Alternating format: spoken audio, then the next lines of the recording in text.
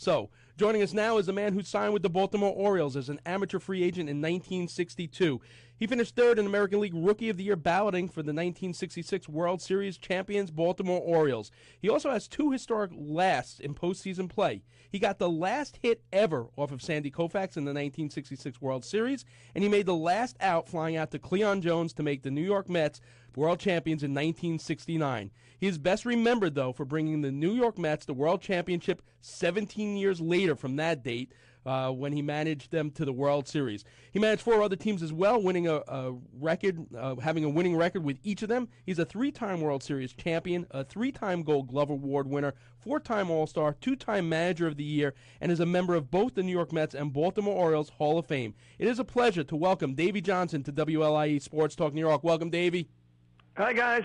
How you doing? Good talking to you. It's always a pleasure speaking to you. You know, your baseball career can actually be traced back to the early 60s when you're at Texas A&M on a basketball scholarship in a game against Bowling Green. The center on that team was NBA Hall of Famer Nate Thurmond. It was in a tournament that the seed was planted that maybe baseball was the way to go. How did that go against Nate? Well, we were in the all-college tournament up there, and I was the point guard. And, I was on a full basketball scholarship because I was starting guard on the team, and I was going to play 2 sports up there. And my baseball coach, Tom Chandler, said, "They got a better dorm, and, we can get another baseball player, so I'll let you go to the basketball scholarship." And I really enjoyed it. We had a great team. But the game in particular, which told me that I was in the wrong sport, was in Bowling Green up there, and they were fast breaking, and I stole the ball. When I came back down the court, and Nate Thurmond was on the bucket. I stopped at the top of the tee, and I could dunk 2 hands. I jumped as high as I could and put it in the air. He took 2 steps and swatted it out of the air. Immediately I said, "I'm in the wrong sport." Yeah. You know what? A lot of guys that went on to Hall of Fame careers in basketball had the same thing done to them by Nate Thurmond, so you shouldn't feel that badly. Yeah. You start your major league career April 13th, 1965 against the White Sox as a pinch hitter in the 3rd inning against Gary Peters. Do you remember much about that moment? It was the second game of the season. We've spoken to so many players, and they distinctly remember, to a T what happened. I never remember. I never lived in the past. I think I got a base hit off Gary. I think I hit it down the left field line. But I don't even remember. I do remember earlier in my career when I got a hit off Sandy Koufax. I'm not Sandy Koufax, but Whitey Ford with the Yankees. He picked me off first base. And then I got to second base. He picked me off there. When I got to third base, and Billy Hunter said to me, "If he picks you off here, you're going to Thomasville, Georgia." But I learned from his, because what he would do was, he had no signs at the bags. He would just get the rosin bag, and Whitey would just flip it somewhere if he wanted to throw there. And it was really tricky. Interesting. But almost got the hat trick of being picked off. It was fun times. We really had a good team, and we came a long way. And we, when I came up with the Orioles, we just wanted to be better than the Yankees. We wanted to play better, be better.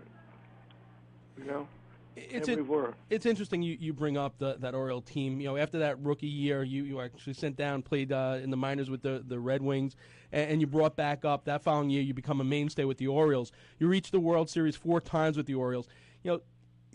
I'm 56, so every single time you hear about Earl Weaver and the Orioles, it's always the 3-run home run philosophy. What may get overlooked about that Oriole team is the old baseball adage about being strong up the middle. You and Mark Belanger won Gold Gloves at second and shortstop for 3 straight years. Then you throw Paul Blair in the mix in center field, and of course the greatest third baseman of all time, Brooks Robinson, at third. I think the Orioles of those years never truly get the credit of how good they were defensively. Why do you think that is? Well, back then it was a little more about offense, but when I broke in, Aparicio was the shortstop, and he was unbelievable. Then Belanger came in. I knew Mark, and Mark was You know, he's the only shortstop I ever knew that didn't wear a cup. That's how good his hands were. You know, shoot, I had to at least have one cup, maybe two cups on. But he didn't wear a cup, and but he was just a terrific player. And you know, I roomed with him, and I also roomed with Aparicio. But we had a great defensive team. I mean, I used to have to remind Brooksy for the bunts. I used to have to tell Booger, quit eating the sunflower seeds and move a little more off the line. But when you have a player like Frank Robinson in right field, who was basically our leader, I mean, he was the best player I've ever seen. You know, I mean, first year he came over from Pappas, he won the Triple Crown, and we had a pretty good offense. And he would have won it the second year, but a guy named Al White slid into him and detached his retina at second base when he was leading the Triple Crown again.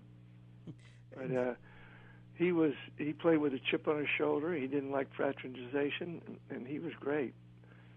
Hey, Davey. Mark mentioned you guys, your Baltimore teams reached the World Series 4 times. The one that the people in this area remember best, of course, was 1969. As a team, you guys were such a powerhouse, obviously, heading into that World Series, heavy favorites. Were you guys surprised at how feisty and how good the Mets pitching staff and the overall team was? Well, we knew they were pretty good. They beat Atlanta, which was a really good ball club, and then they came in and.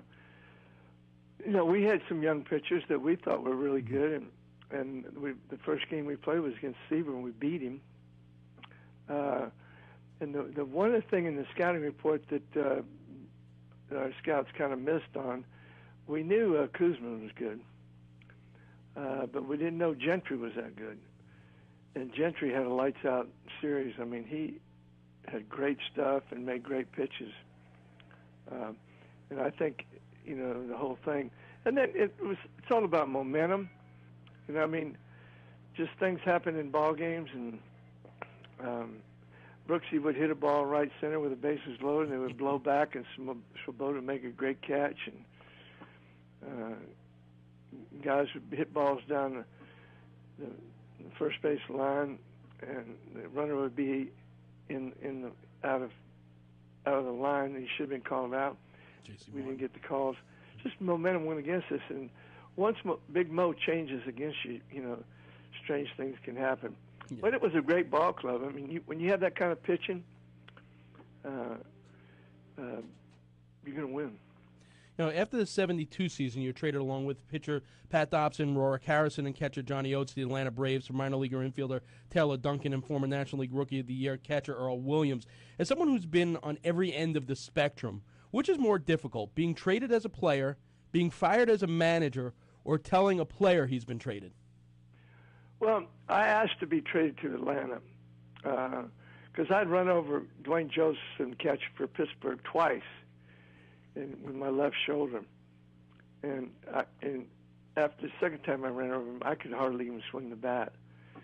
And I had like 16 home runs at the All-Star break in that year.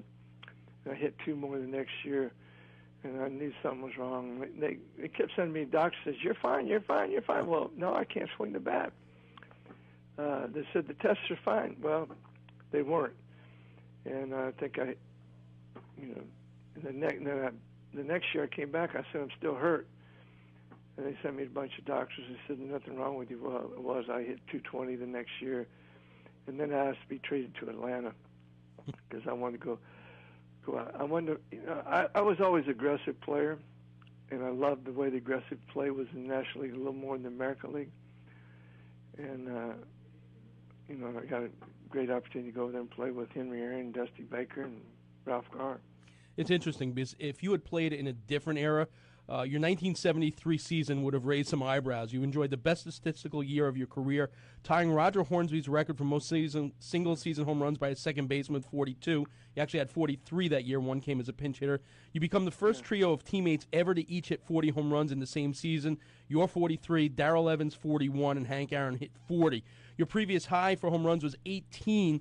Do you think if you were still with your injury had been properly diagnosed with Baltimore, do you think you would have ever achieved those power numbers playing in Municipal Stadium as you did playing in Atlanta?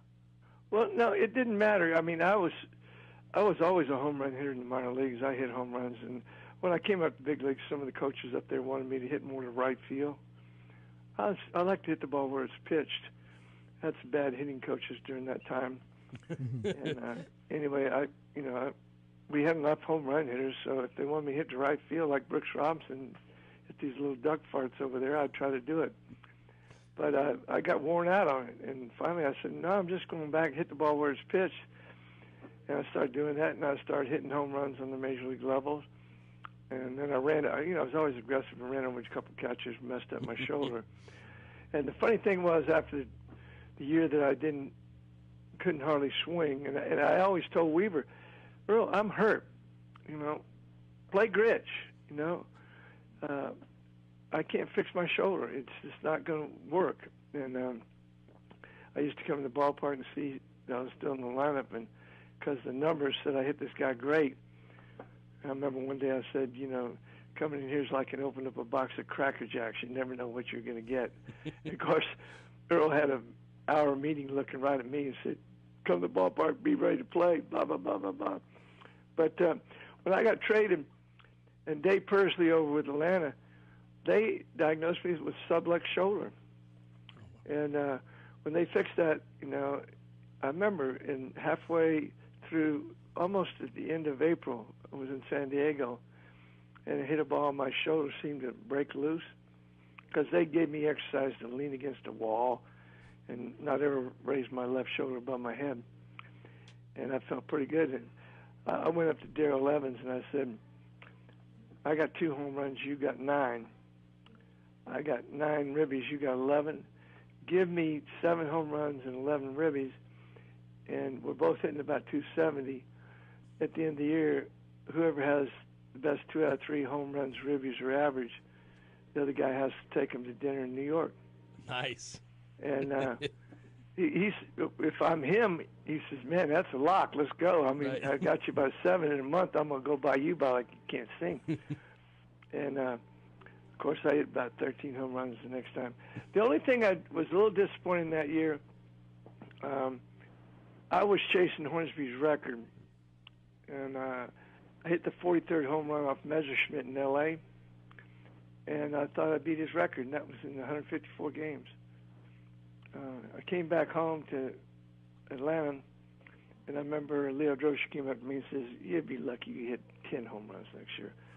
I said, Leo, you'd be luckier in the game. and Jerry Royce, he was pitching, and he shook off 2 sides and hit me in my bad left shoulder. Oh. And I was done for the rest of the year. I was leading the league in home runs at the time, and then Starjaw went by me. I think he hit 2 the last day and went by me. But anyway, it was a great time. But I always thought that they should have counted the pinch hit, because I didn't ask to be sit out on second baseman. Right. Unbelievable. And the homer that I pinch hit, I think it was a grand slam off Doc Ellis. Doc Ellis, right. After your playing days, you get your start as a manager in 1979 as you're hired to be the manager of the Miami Amigos of the AAA Inter-American League. You guided that team of released and undrafted players to a 708 winning percentage. That league actually folded after 72 games into a planned 130-game season. That team actually had Hal Breeden, Hank Webb, Wayne Granger, and you actually played a few games for them as well. What did those first 72 games as a manager teach you?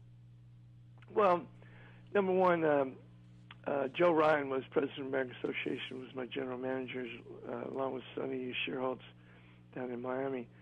And most of the games we played on the road up until that time. We were all over the Caribbean, Panama, whatever, playing against Chico Simone, managing my old second baseman. He was out there. But anyway, I had 2 tryout camps in one in Sanford and one down in Dade County, and I signed players.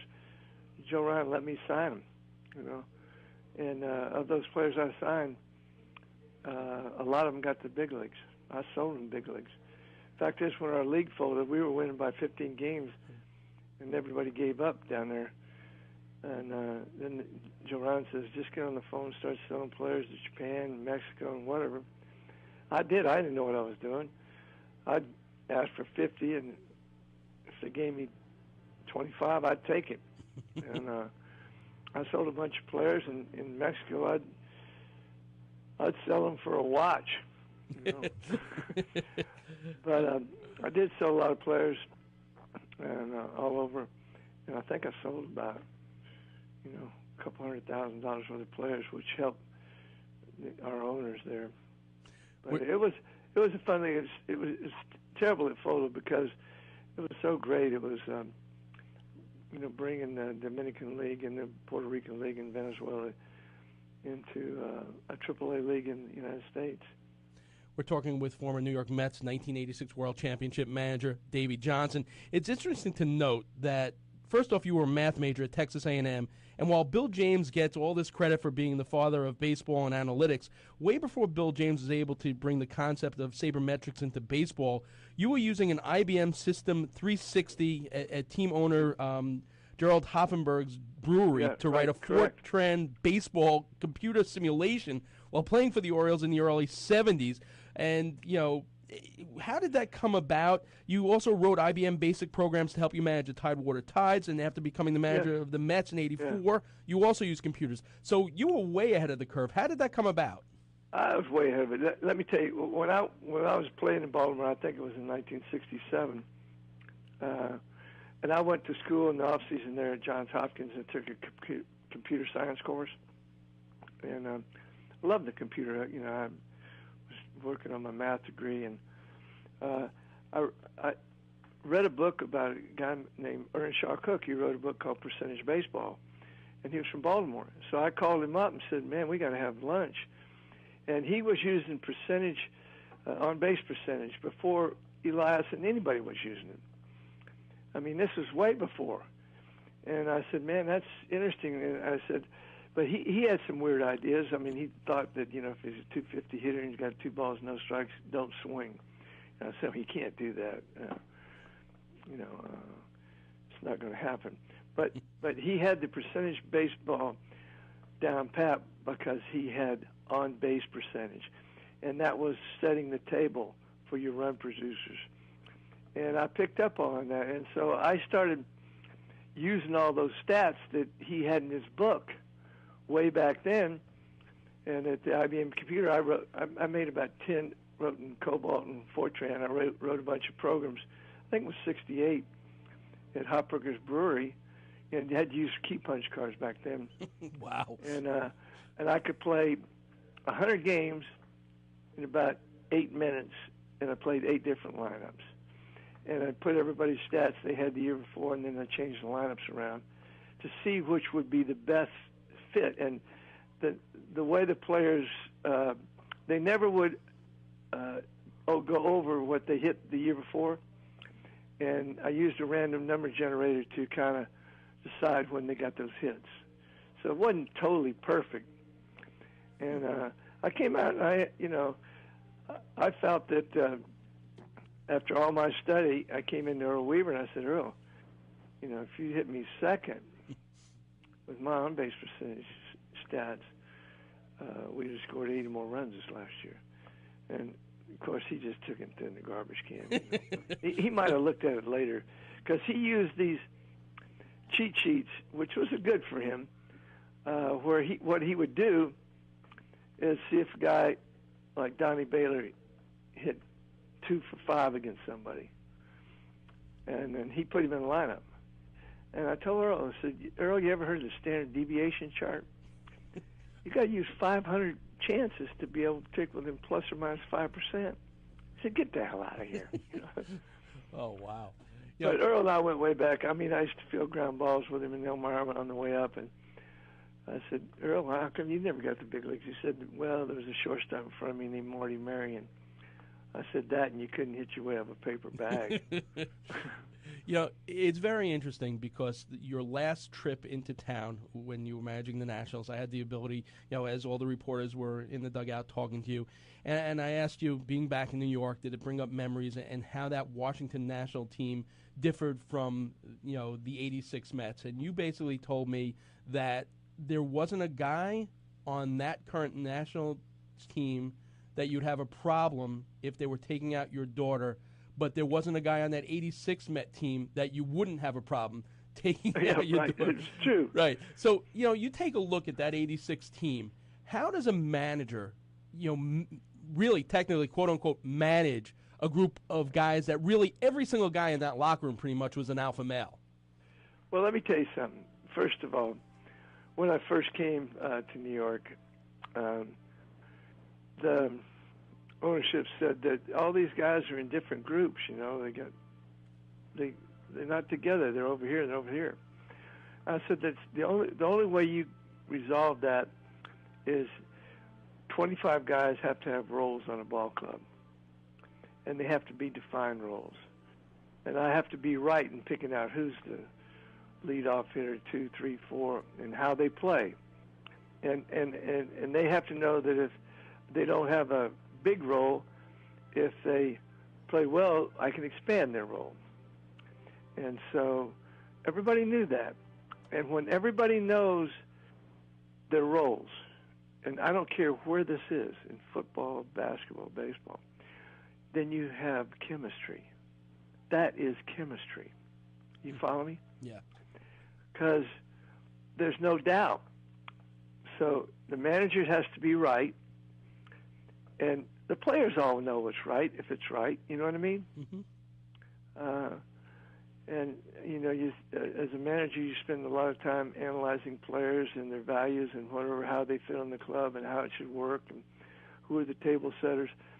You know, I mean, when I came in there, you know, the Mets wanted me to have my second baseman named Brian Giles. He was a 5-tool player, second baseman. But Brian Giles, when I met him, he might be in right field swinging at butterflies. You know? Bachman was out there. He had stiff hands and whatever, but he was a gamer. Same way with Gardenhire. And I went with the guys that were going to give you 100%, the makeup guys. And, you know, ability is one thing, you know, but the makeup and the mental forecast is about a lot more than the makeup. I mean, than the ability. Davey, there's That's a question. That's why I built my team. And you know what? I never had a problem. I never had a problem losing the team or whatever because they knew I was right.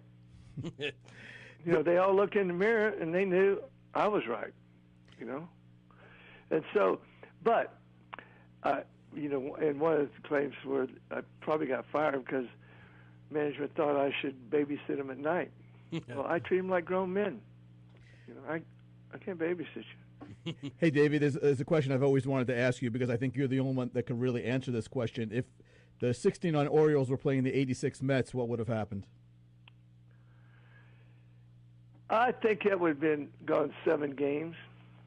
You know,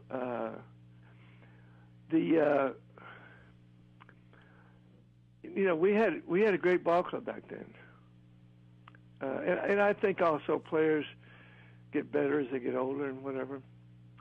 But both had great pitching staffs, and you know, it comes down to fate, the little things here and there. You know, I mean.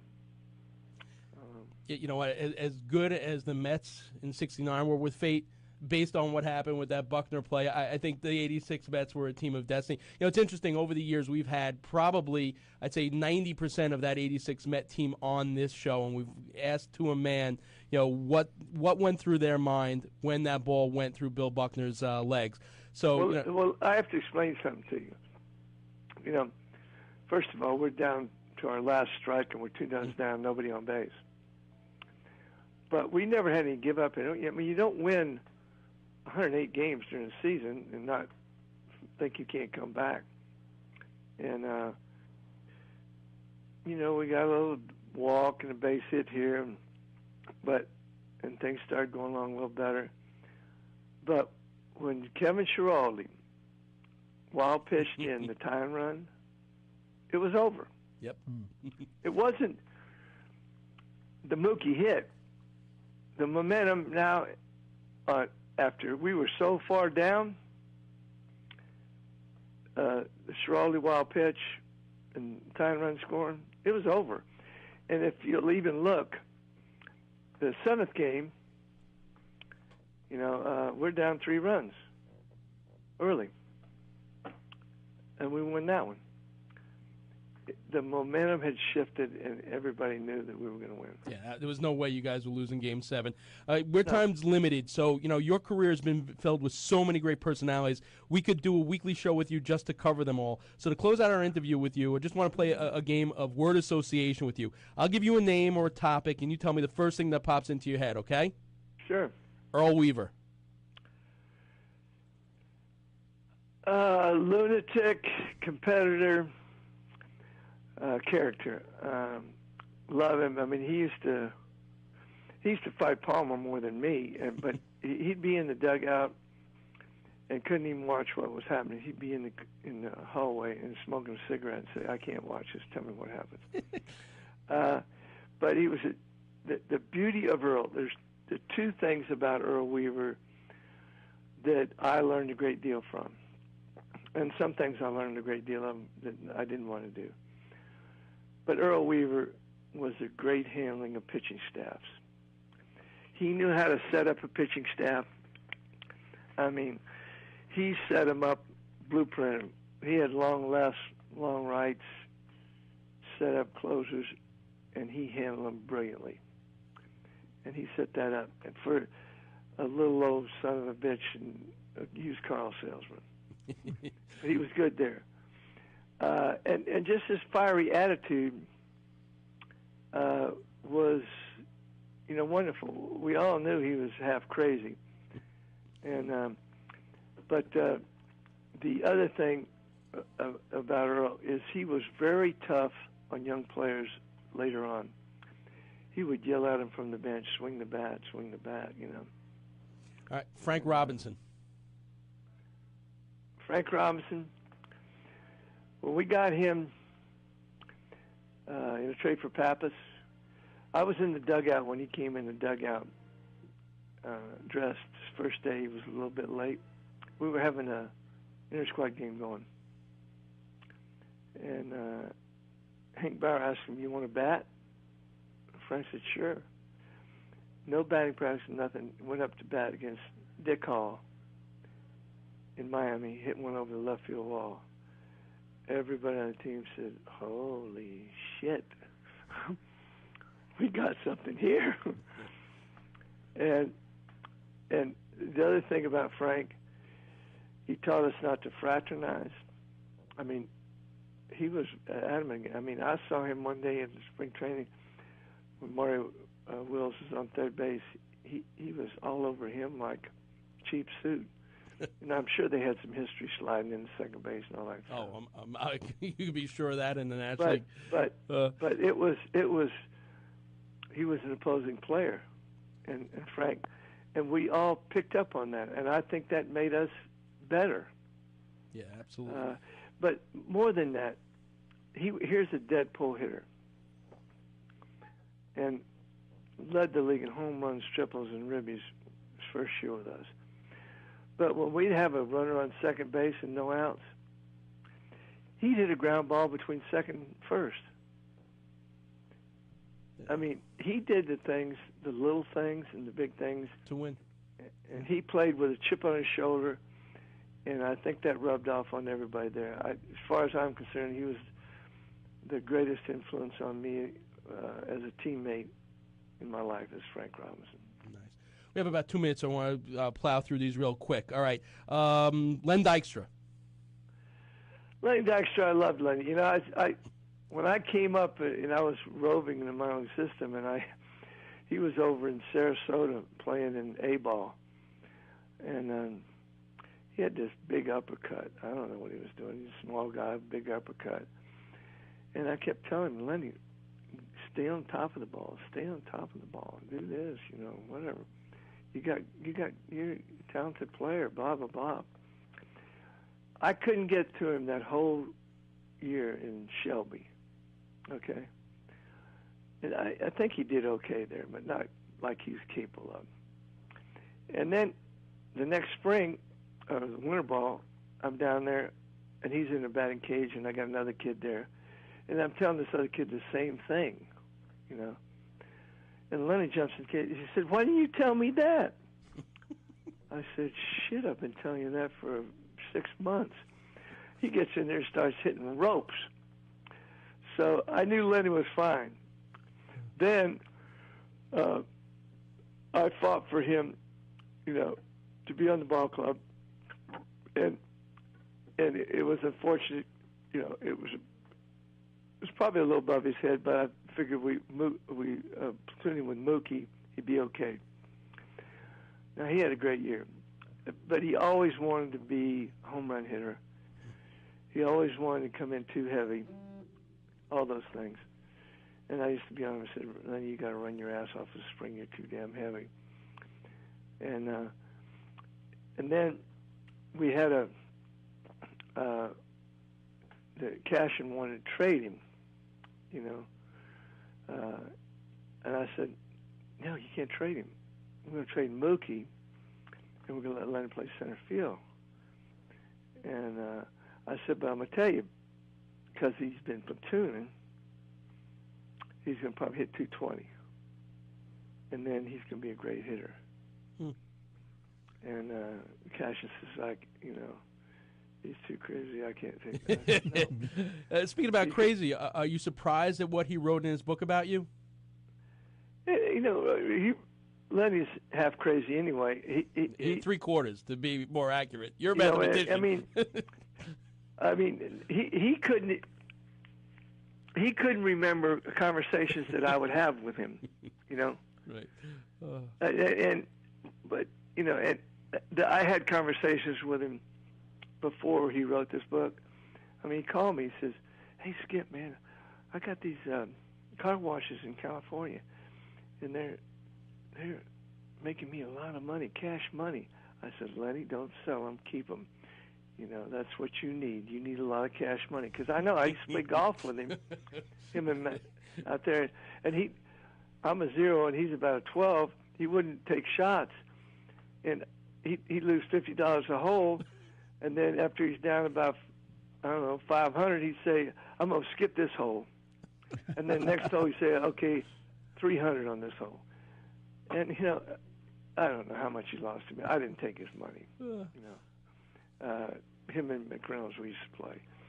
And so I know Lenny, you know, and I knew this about Lenny, that he was a gambler. And so when everybody is talking about, and then he sells these, tells me he sells these car washes for $55 million, and then he goes in the stock market and Fox News and everybody else says he's a guru.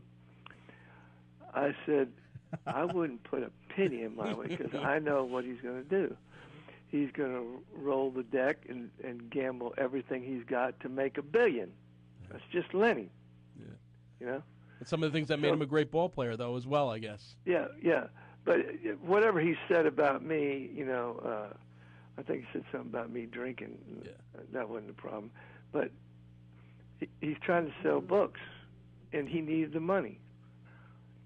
So I didn't want to, you know, say anything against him.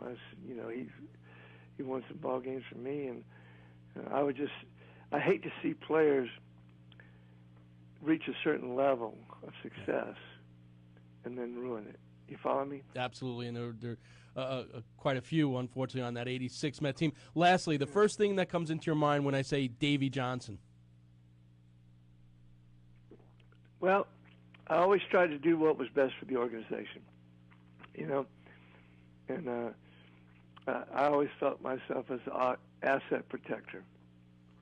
You know, if management wanted to trade somebody that I didn't think we were going to get value for and that hadn't reached his potential, I would fight them. I didn't care about my ego.